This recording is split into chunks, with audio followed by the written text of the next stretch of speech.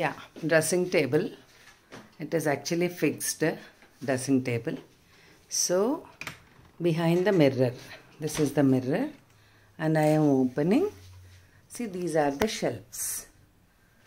Shelf height also counts. Height also counts because మనము కొంచెం ఎక్కువ హైట్ ఉన్న బాక్సెస్ పెట్టుకోవచ్చు, కొంచెం అట్లా ఒకదాని మీద ఒకటి పెట్టుకోవచ్చు. ఈ హైట్ కూడా మ్యాటర్స్. ఇది యాక్చువల్లీ డిటాచబుల్, మనకి వద్దు ఇంకా కొంచెం హైట్ కావాలంటే కూడా డిటాచబుల్ పెట్టాడు. ఇది ఇట్లా చూడండి, ఇట్లా డిటాచబుల్ పెట్టాడు. తర్వాత ఈ హైట్ చూసుకోండి, మన దగ్గర ఉన్న బాక్సెస్ని బట్టి, మీ దగ్గర ఉన్న బాక్సెస్ని బట్టి.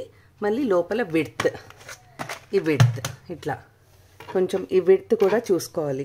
అంటే బాక్సెస్ మనం పెట్టేటప్పుడు పడుతున్నాయా లేదా అనేది విడ్త్ కూడా చూసుకోవాలి.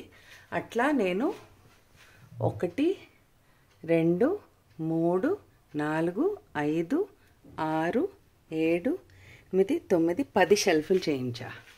సో కొంచెం పెద్ద బాక్సెస్, పెద్ద హారాలు అలా ఉంటే కొంచెం మనకి ఈ హైట్ ఎక్కువ కావాల్సి వస్తుంది ఆ టైప్లో. సో మీ దగ్గర ఉన్న యాక్సెసరీస్ని బట్టి, పాప దగ్గర ఉన్న దాన్ని బట్టి చేయించుకోవచ్చు. సో అసలు మొత్తం నా జంక్ జ్యువెలరీ అంతా కూడా దీనిలోనే వచ్చేసింది. జంక్ జ్యువెలరీ, హెయిర్ యాక్సెసరీస్, తర్వాత ఇంకా చాలా చాలా ఐటమ్స్ మొత్తం వచ్చేసినాయి. ఓన్లీ గోల్డ్ అనేది వేరే చోట పెడతాం, దీనిలో అయితే టోటల్గా జంక్ అన్నమాట. సో ఇట్లా మీకు తగ్గట్టు, ఇది జస్ట్ ఐడియా కోసం. మీ దగ్గర ఉన్న యాక్సెసరీస్ని బట్టి హైట్ చూసుకోండి, లోపల విడ్త్ కూడా చూసుకోండి. విడ్త్ చాలా ఇంపార్టెంట్.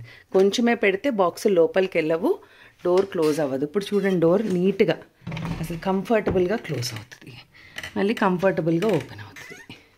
అది మొత్తం చూసుకుని చేయించండి కార్పెంటర్తో.